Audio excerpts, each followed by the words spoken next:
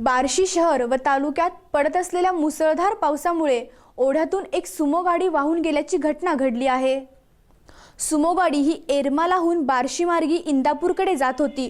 बार्शी येथे शुक्ला शोरूम जवळच्या ओढ्यावरून पाणी वाहत होते।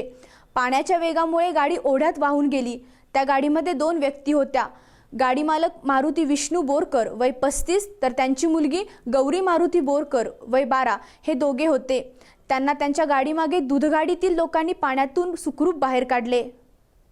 आज पहाटे 5:30च्या सुमारास मोठ्या पावसाने आगळगा रोड शुक्ला ऑटोमोबाईलच्या इथल्या पुलाकडनं एक टाटा सुमो वाहत आलेली आहे 100 मीटर अंतरावर वड्यात।